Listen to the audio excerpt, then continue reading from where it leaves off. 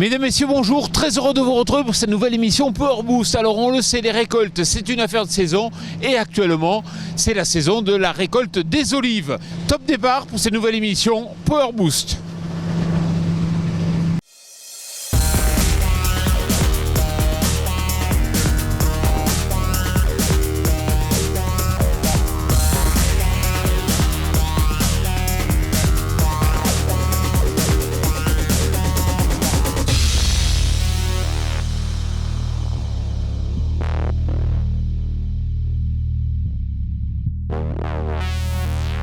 Salut le Power Booster, voici ce qui vous attend cette semaine dans votre émission Power Boost.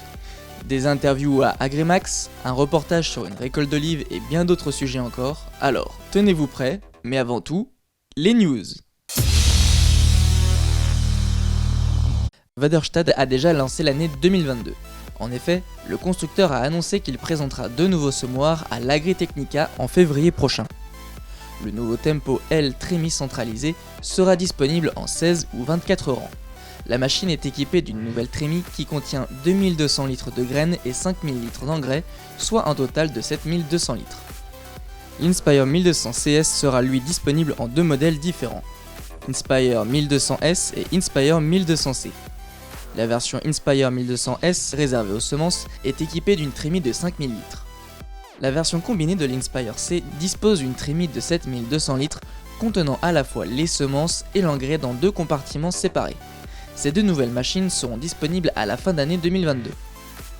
Kubota investit dans le matériel de pulvérisation pour vignes et arboriculture. Le constructeur japonais rachète Fede, un fabricant espagnol de matériel de pulvérisation pour cultures spécialisées créé en 1967. Il se situe sur du segment haut de gamme avec notamment un pulvérisateur connecté ajustant le mélange et le débit d'air en temps réel.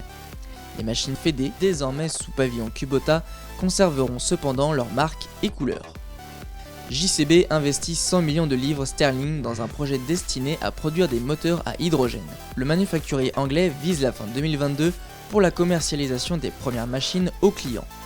Une équipe de 100 ingénieurs travaille déjà sur ce développement. Un prototype de chargeuse pelleteuse JCB alimentée à l'hydrogène a déjà été dévoilé. Une deuxième machine JCB, à savoir un chargeur télescopique, vient d'être présentée lors d'un événement au centre de Londres. Bonjour Pascal. Bonjour. Alors nous sommes actuellement en pleine récolte donc des olives. Cette année c'est un peu compliqué. Pour nous spécialement c'était compliqué parce qu'on a eu un gros gel au mois d'avril. Donc on va avoir à peu près 10% de la récolte. Combien avez-vous d'hectares? Et puis c'est vrai que vous les avez plantés en ligne. Donc 13 hectares, on les a plantés en ligne parce que pour moi c'était une question de facilité. J'avais du mal à trouver de la main d'œuvre et donc là on récolte nos olives avec une machine et ça se passe très bien. Ce qui est vraiment intéressant c'est la structure que vous avez adoptée. Expliquez-moi un peu comment vous fonctionnez. Alors, le fonctionnement pour nous, c'était de produire de l'huile d'olive, mais aussi de répondre à une demande. Donc aujourd'hui, c'était de vendre nos huiles d'olive françaises. Il se trouve que les plantations d'oliviers sont très morcelées. Donc on a monté une société de producteurs qui travaillent de la même manière, donc sur des oliviers plantés en haies fruitières. Et l'objectif, c'était d'avoir des volumes suffisants pour pouvoir vendre nos produits à la grande distribution. Et aujourd'hui, vous regroupez combien de producteurs? On groupe 8 producteurs et sur une superficie d'environ 500 hectares. Bon, si vous êtes d'accord, on va aller voir au moulin justement. Comment ça se passe? On y va? On y va, c'est parti. Pascal, ce que vous dites, c'est que les Français aujourd'hui ont ou méritent une huile d'olive française. Expliquez-moi. Ils le méritent parce qu'on a un produit qui est vraiment très très bon, exceptionnel. Le problème, c'est qu'on n'arrivait pas à leur trouver une offre suffisante. Donc on s'est regroupé pour pouvoir justement répondre à cette demande de Français qui aimeraient découvrir l'huile d'olive française. Alors quand moi je vais dans un supermarché, qu'est-ce que je vois? Je vois de l'huile qui n'est pas de l'huile française, ça peut être des marques françaises, mais c'est un mélange d'huile venant de l'Union européenne, d'Espagne, d'Italie, voire en dehors de l'Union européenne, ou bien il y a de l'huile AOC un peu haut de gamme, on va dire. On est dans des gammes de prix 25 € le litre. Vous vous dites, aujourd'hui, il faut une huile de marque française intermédiaire. Moi, je pense qu'aujourd'hui, effectivement, on va dire une grosse majorité des huiles qui sont vendues sont des huiles de la Communauté européenne. En France, on a surtout des appellations. Le problème des appellations, c'est que souvent, il n'y a pas les volumes nécessaires pour que la distribution puisse les suivre à l'année. Nous, on amène une solution, c'est-à-dire qu'on amène des volumes suffisants pour la grande distribution, mais encore à des prix relativement élevés. L'idéal pour nous, ça serait d'avoir un produit qui soit situé entre des prix des huiles d'olive de la côte européenne et des huiles d'olive d'appellation. Et on le sait, le marché va aller vers là. Les Français veulent du local, du national, du français. Ça veut dire que quelque part, il faut créer une véritable filière parce que quand on parle d'huile d'olive en France ou de production oléicole, on est quand même très atomisé. Il y a beaucoup de moulins. Vous avez raison. Il est évident que si on avait 50 fois moins de moulins aujourd'hui, on serait beaucoup plus compétitif sur les prix. Et à ce moment-là, je pense qu'on arriverait d'abord à encourager des oléiculteurs à replanter. Et deuxièmement, on arriverait à avoir sûrement des prix beaucoup plus compétitifs. Et dans l'approche de gamme, vous dites la grande distribution devrait être capable, justement un peu comme le vin, de faire des différents étages pour amener le consommateur à consommer français et de qualité. Le consommateur veut consommer français. Tous les jours, on a demande de consommateurs qui nous disent on aime vos produits, on voudrait vos produits, mais où est-ce qu'on les trouve ? C'est vrai que cette gamme intermédiaire, on ne l'aura pas demain.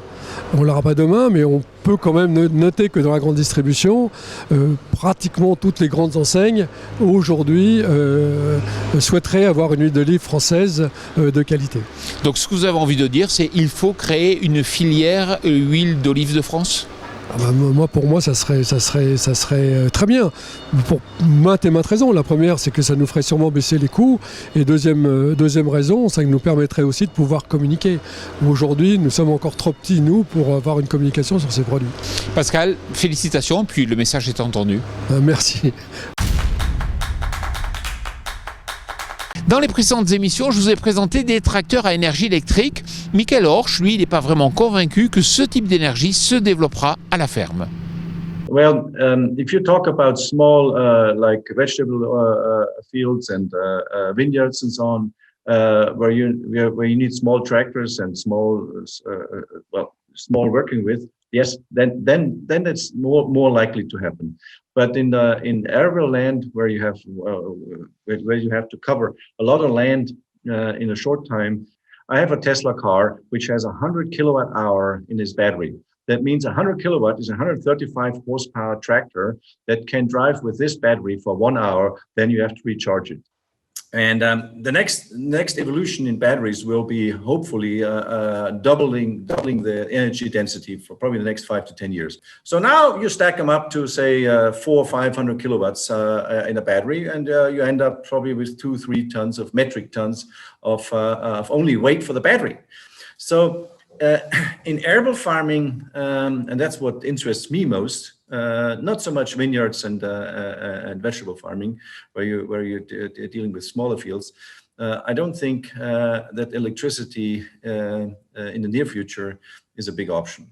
I mean, the fuel cell with hydrogen, this is something else. This has to be seen.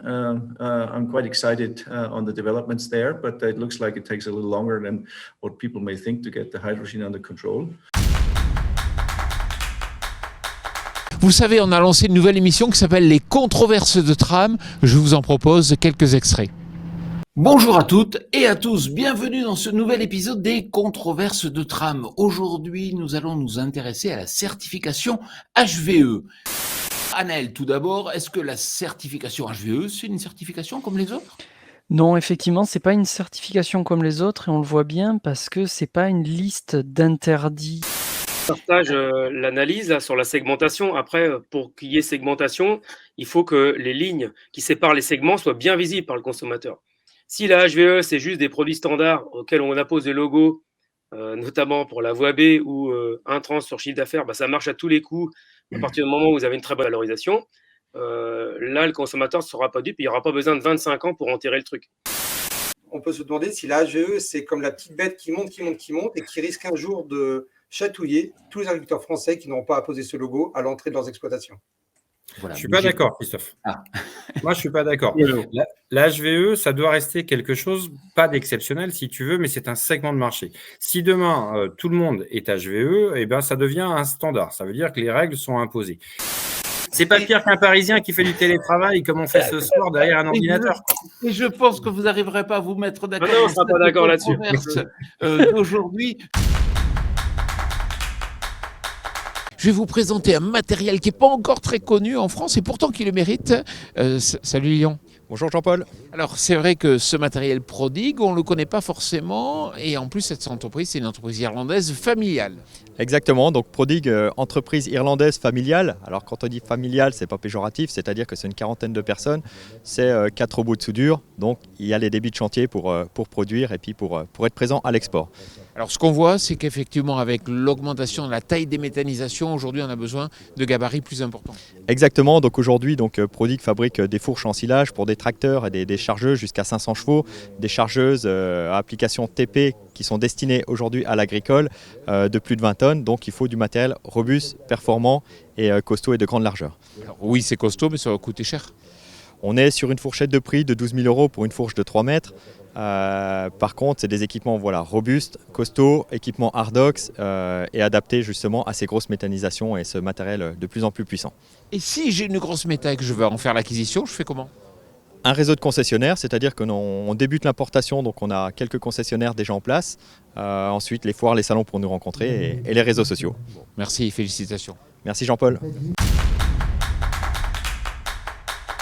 On parle de plus en plus de la captation du carbone et certaines startups misent dessus. Tout le monde a envie de capter du carbone, mais concrètement, si on est agriculteur, si on est une coopérative, un négoce, on s'y prend comment ? Justement, j'ai posé la question à Fanny et à Maëlys. Alors, première question, vous apportez quoi justement à un agriculteur et une coopérative qui souhaite entrer dans une logique de captation de carbone ? Alors nous, notre mission, ça va être de simplifier l'accès au financement carbone pour les agriculteurs. Et donc pour ça, on va apporter des outils qui vont permettre de mesurer l'empreinte carbone et l'évolution de cette empreinte carbone dans le temps. Donc toute une infrastructure et on apporte aussi un accès au financement carbone par la vente de crédits carbone. Alors ça c'est intéressant, vous faites de l'accompagnement, mais ça coûte combien ? Alors nous on a un prix partenaire avec donc les coopératives et les négoces. Donc eux ils revendent le diagnostic au prix selon la valeur ajoutée et le service qu'ils additionnent. Et on a un prix également en direct avec les agriculteurs. Et là il y a un prix pionnier qui est valable jusqu'à mi-septembre à 350 €. Alors moi je suis agriculteur, je me dis bon tout ça c'est bien, on va payer, peut-être que demain il y aura des tonnes de carbone de vendus. Concrètement, est-ce que l'investissement vaut le coup ? Est-ce que dans 5 ans, dans 10 ans, ça représentera un pourcentage significatif de mon chiffre d'affaires ou est-ce que ça va être 0,001% ? Alors le prix de la tonne de carbone, il est sujet à évolution, donc ça va bouger. Aujourd'hui, on ne va pas vous mentir, ça ne représente pas une part significative du chiffre d'affaires. Néanmoins, ça permet d'initier la transition. Et derrière, il y a aussi de nombreux bénéfices qui vont découler de ces pratiques, des bénéfices agronomiques, de réduction des charges. Donc à moyen terme, il va y avoir aussi d'autres bénéfices que cette rémunération carbone qui permet d'initier la transition. Bon, donc c'est clair, il faut y aller. Voilà, j'espère que cette émission Power Boost vous a plu. N'oubliez pas bien sûr de vous abonner à notre chaîne YouTube et puis aussi à notre page Instagram. Je vous souhaite une excellente semaine.